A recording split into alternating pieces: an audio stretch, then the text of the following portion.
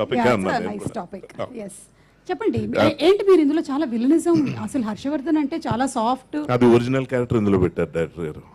my god. అందరికీ నమస్కారం అండి. సుమ గారికి ఒక విషయం ఫస్ట్ చెప్పాలనుకుంటున్నాను సభాముఖంగా. చెప్పండి. మామూలుగా ఎవరైనా మాట్లాడుతున్నప్పుడు లాస్ట్లో ప్రేక్షకులు మీరు చప్పట్లు కొట్టాలి అని అడగడం జరుగుతుంది. దానికి 2 కేటగిరీస్. ఒకటి విషయం లేనోళ్ళు, అంటే వాళ్ళు ఏం మాట్లాడినా ఎవరు చప్పట్లు కొట్టరనమాట. ఇప్పుడు నాకు కొట్టినట్టు మీరు అది కొట్టారా. రెండోది ఏంటంటే ఎప్పుడు ఆపుతారో స్పీచ్ తెలియని వాళ్ళు కొట్టరు చప్పట్లు. సుమా గారు ఆ కేటగిరీ.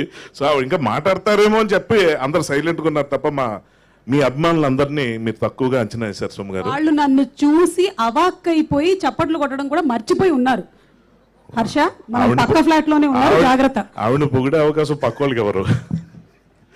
ఈ సినిమా టైటిల్ కి నాకు ఉన్న సంబంధం ఆవిడకన్నా బాగా ఎవరికి తెలియదు. ఎందుకంటే ఆ భర్త గారు ఆడించే నాట్యంలో మేము అందరం చాలా మందిలో నేను ఒకడిని.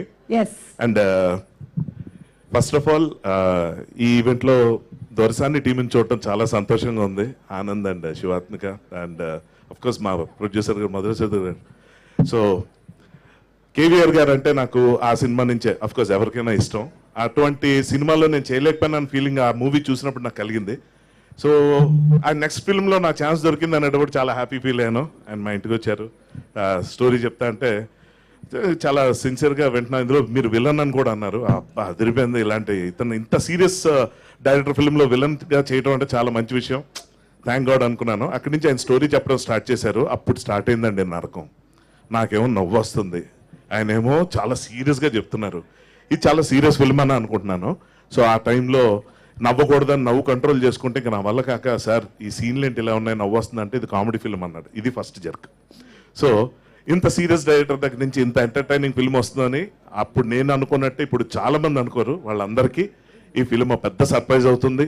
అలాగే ఈ సినిమాలో హీరోగా యాక్ట్ చేసిన అంటే తను హీరో కింద చెప్పే కన్నా ముందు ఏంటంటే ఇప్పుడున్న కాంపిటీషన్లో తను ఎలా బయటికి రావాలి, ఎలాగ నిలదొక్కోవాలి, వాళ్ళ నాన్నగారు పేరు ధనియేల గారి పేరు ఎలా నిలబెట్టాలి అన్న దాని మీద చాలా పెద్ద ప్లాన్ వేసుకొని వచ్చాడు. అదేంటంటే సెల్ఫ్ ఎంప్లాయ్మెంట్ స్కీమ్ అంటారు కదా, అలాగా అతనే స్టోరీ రాసుకొని స్క్రీన్ ప్లేలో కూడా వర్క్ చేసి ఆ విధంగా చాలా బాగా మంచి సర్ప్రైజ్ ఇచ్చాడు అబ్బాయి. తన రైటర్ కూడా తెలిసిందే.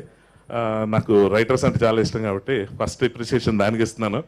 అండ్ చాలా విచిత్రం ఏంటంటే ఇటువంటి ఫిల్మ్స్లో చాలా క్యారెక్టర్స్ ఉన్నాయి, కానీ అదేదో ప్యాడింగ్ కోసం చాలా మంది పెట్టేస్తుంటారు నోటెడ్ యాక్టర్స్ అందరినీ.